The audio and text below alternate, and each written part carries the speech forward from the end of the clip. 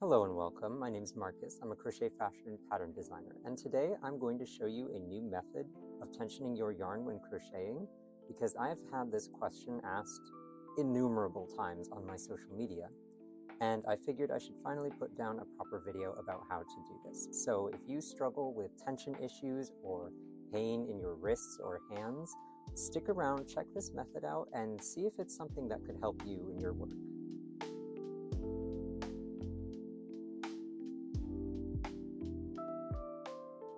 So first and foremost, I'm going to just demonstrate why I tension my yarn like this. But if you want to just skip ahead to the actual instructions, I'll put a timestamp up and you can be on your merry way and get started.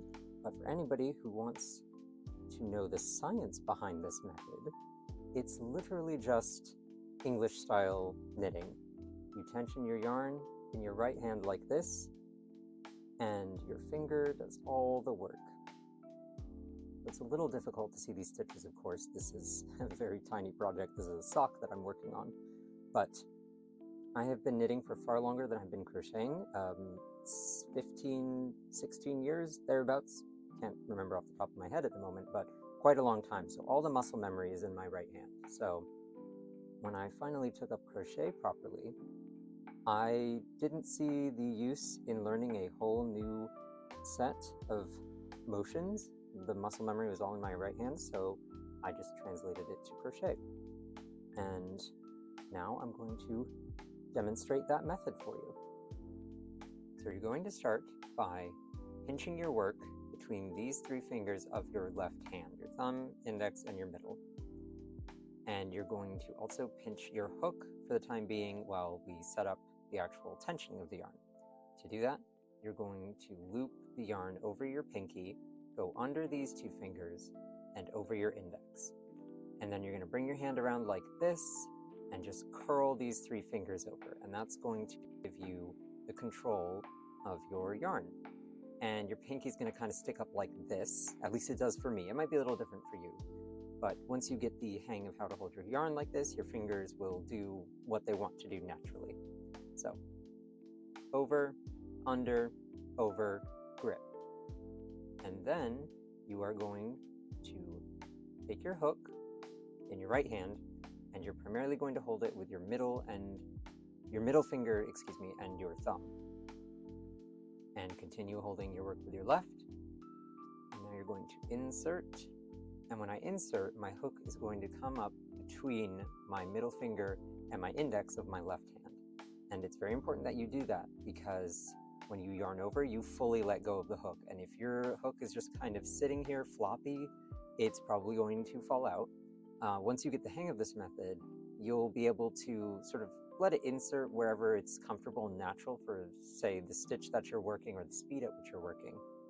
But for now, insert your hook between these two fingers. And grip very tight, pinch very tight, with thumb, index, middle, and yarn over.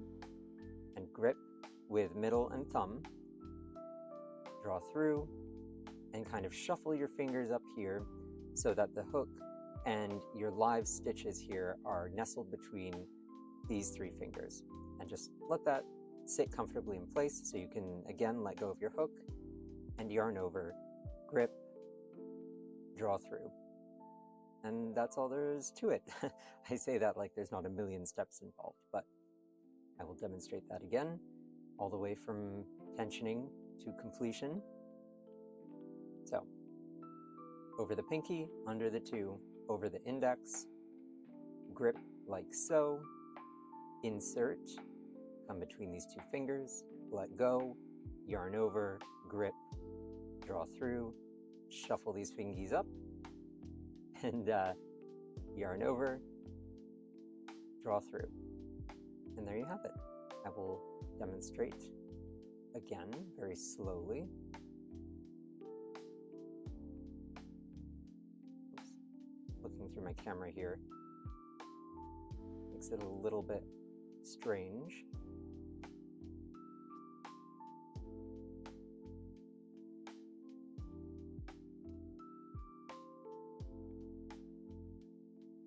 And there you go. I'm going to zoom out now so you can sort of see how my wrists move. because there is actually a lot of movement involved with this, but it's very mechanical, and at least in my experience, it puts a lot less stress on the wrists. So I'm going to demonstrate that. Now, I'm definitely not working at my usual speed because I am holding my hands pretty much 10 miles away from my from their usual working position. But hopefully this lets you see the speed you can achieve with this, and it also lets you see sort of how the right wrist sort of just goes like that while the left hand stays fairly still. It kind of, you know, shifts the work back and forth, but nothing too intense.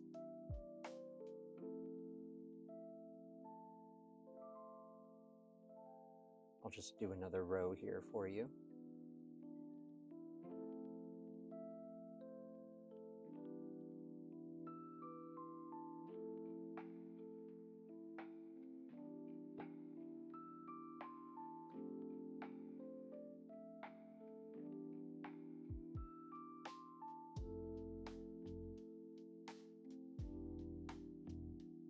And you can sort of see when I bring my hand, when the left hand sort of pivots forward like this, the hook is scooching up in between those two fingers to get held in place as I let go of the hook.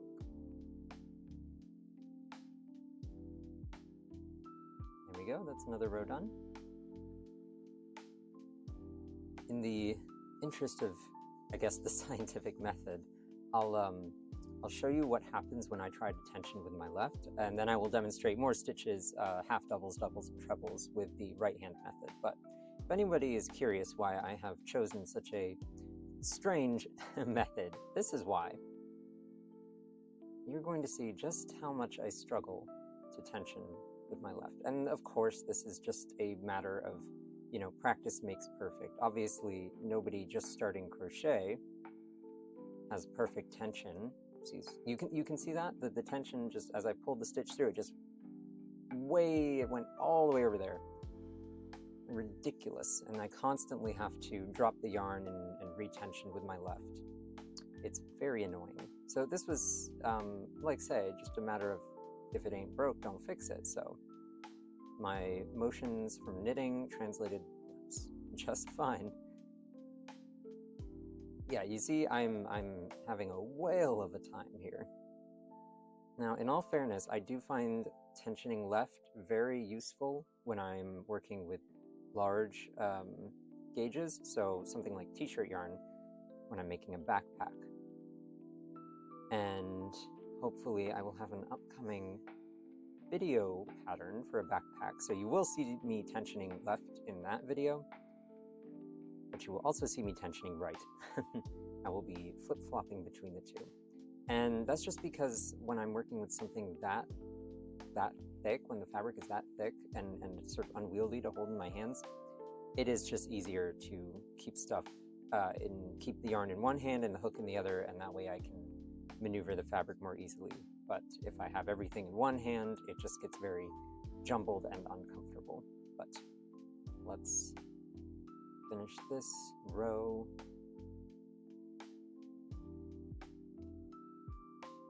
As you can see, I struggled quite heavily with that, so no point in me using that method. Better off in my right hand. All right, now I'm going to show you how this method looks when you're working half double crochets, and treble crochets, just so you can sort of know what to expect when you're working and how your hands should look when you're doing, say, multiple yarn overs for a treble, because your hand will look very strange, but I promise you, you're performing the exact same motions, same stitch positions, same direction of yarn overs, just with a different leading yarn. So zooming back in here, we're going to do a half double, and I'm going to split my yarn. I'm working with cotton yarn. It's not the greatest quality. It's just some hand-me-down stuff, but it's good for demonstration purposes, at least for contrast. So, for half double, obviously, yarn over, insert, and it's all just the same. Let go and pull through. I'm going to just work very slowly across this row. And another benefit about having your left hand free like this is that you can pull your work away from your hook, and it's easier to, okay, that's curling, that's getting very annoying. It's easier sort of to guide your hook through your stitches and your yarn overs. It just gives you, at least in my experience, more control of every different point of your work. So you can control the fabric better, tension better, and you just get very, very clean stitches.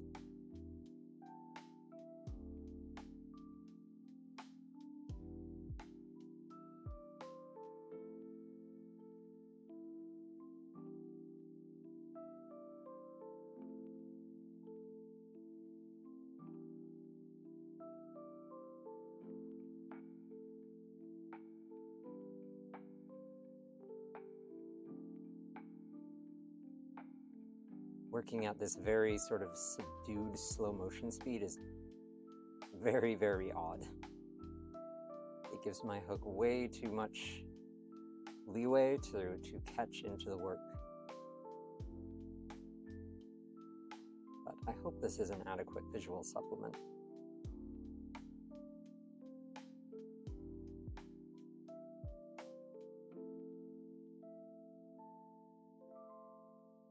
Coming up on the last stitch here. Fabulous. Okay, I say that, haven't even finished the stitch. Now fabulous. So there we go, a row of half double. Next step we've got double, and I'm going to start this with a stacked single crochet, or I believe standing single crochet is another term for it. Just a cleaner edge, even though this is a swatch, nice to keep things clean. So there's our next stitch.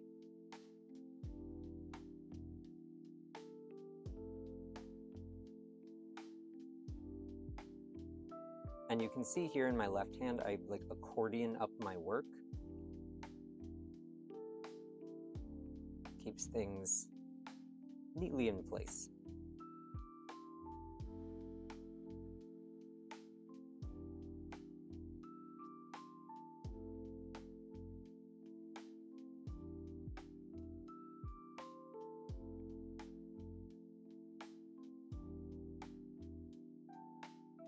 Now, something to be aware of when you are working a taller stitch like this, you will notice that your movements will sort of change as you are completing the stitch. So obviously you start here inserting between these two fingers, yarn over, draw through. But then your hook should sort of naturally slide between your index and your thumb, and it should remain there for the rest of the stitch. It will not want to go back between these fingers, and you don't want it to do that either, because you notice you have lost sight of your working loop, and you sort of end up pulling quite tight, and you will end up with sort of a tighter stitch at the top than the bottom. So you want to make sure you keep an eye on these two loops when you go to complete your double crochet. And you will do that by just keeping your hook nestled between these two fingers as you complete your stitch.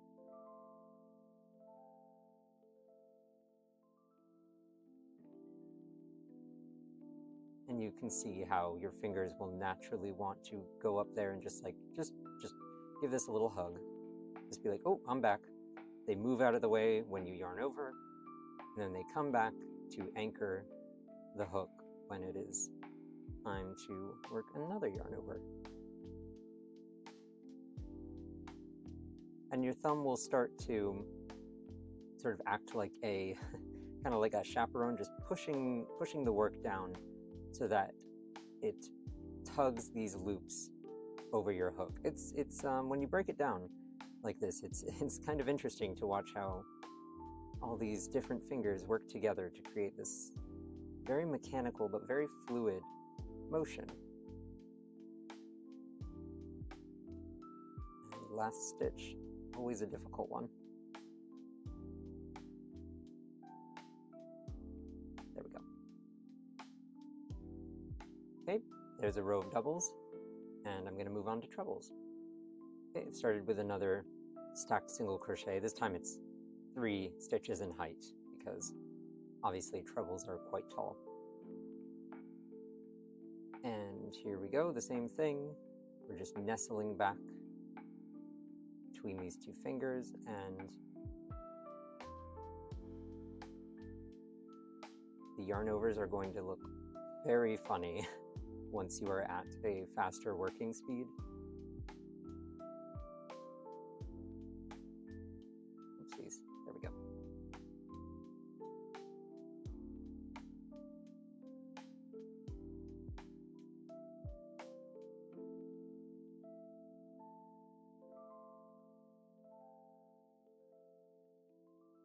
It is also considerably more helpful to have my work just constantly anchored in my left hand, or when I'm working with a yarn that tends to split, which is 90% of the yarn I work with. Hobby Sultan Cotton Kings is one of my favorite yarns. I'm going to demonstrate with that in a little bit and show you just how helpful tensioning like this and having the working yarn in your right hand is, in my opinion, so much better when you're working with a very finicky yarn like that, or any yarn that's unplied or just has a tendency to split.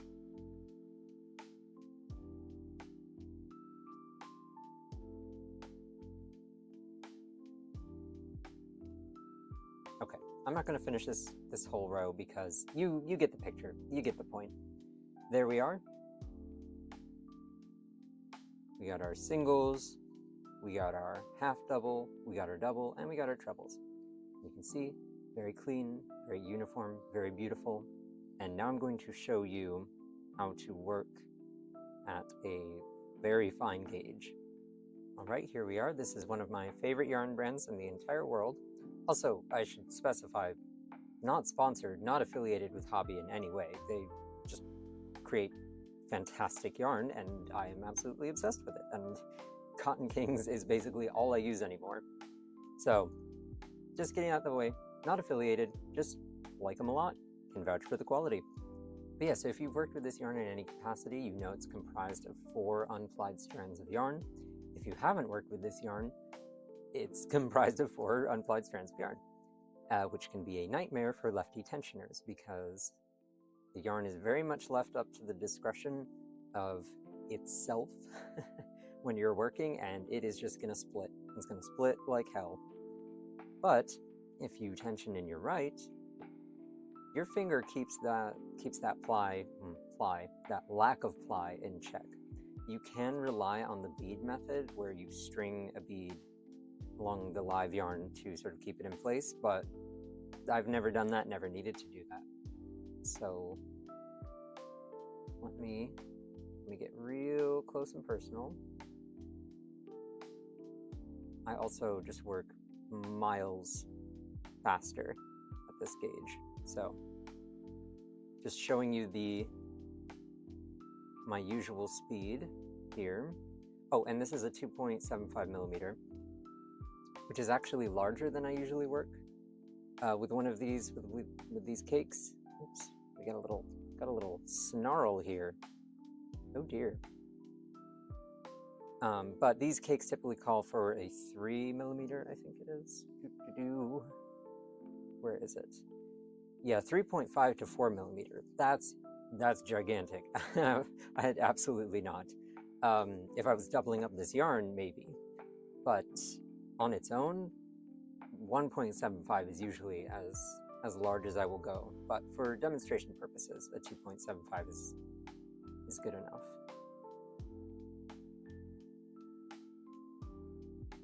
But yeah, so there we go, just making a foundation chain. At no point did I struggle with these strands splitting apart, because the way that the yarn is feeding through my hand, it's very subtly plying it. It's making a very slight twist in the yarn, and it just keeps everything together. And you can see there is quite literally about a centimeter of space between the tension from my index to the hook, and there is no space for the yarn to fall apart and split. Whereas if I was tensioning with my left, I mean, look, that is an Olympic mile of space, and the yarn is just, it is just gonna just pop apart at any given moment, especially for me particularly, because my left tension is terrible. But yeah, this yarn that loves to split apart, it doesn't have the opportunity to do that. Now, obviously I'm going to work quite slowly here because this is the foundation chain, and that's always quite difficult. And you'll see that my index is kind of sitting at the back of the audience here. And when I'm working into foundation chains, especially at this very small gauge, that just always happens. I'm not sure why. It's just sort of how my tension has, or how my muscle memory has developed. My fingers just find it easier to keep everything between the thumb and the middle finger. And I'm just going to do that many stitches. We'll turn. There we are. She's beautiful. Chain one. And now we're right back to the normal movements. Inserting between the index and the middle, yarn over, draw through, and having very little difficulty with this yarn whatsoever.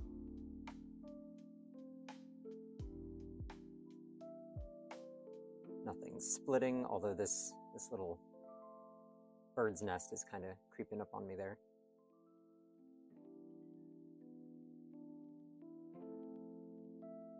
And there we go, just a very interesting nothing little swatch.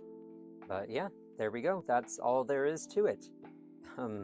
I say that like there aren't a lot of muscle movements to keep track of, but you know, hopefully that all makes sense and it's easy for you to follow. I hope I've worked slowly enough and demonstrated the movements well for you. I'll just get a little bit in here. Actually, that unfinished row of trebles was irritating me, so I'm just gonna finish that up. Yeah, hopefully that now answers people's questions. I know I'm going to keep getting many comments on posts that include me working on something, but now I can just direct people here. Yeah, thanks for watching. Stick around if you like. Up to you. This channel is just a little mishmash of whatever I find interesting enough to film at the moment. I'm not 100% promising this or committing to anything, but I really do want to try and make a video pattern for a rainbow backpack because A, I think that would be really fun, and B, I want to start making video patterns this year for Patreon. And a free video up here would be a great way for me to test the waters, get feedback from people so they can let me know what's working, what's not, what they look for sort of in a video pattern. Yeah, that's something that I want to make in the future. Not sure how soon in the future. It's either that or a peacock dress. So either way, I have something interesting and colorful in the works. This doesn't really have anything to do with the video at hand, but just letting you know what's what. You can also go check out my second most recent video. People really seem to like that, which is very gratifying for me. But anyway, if you're still here, thanks for watching. Thanks for listening to these last minute rambles. Hope you found this helpful, and I will see you in the next video.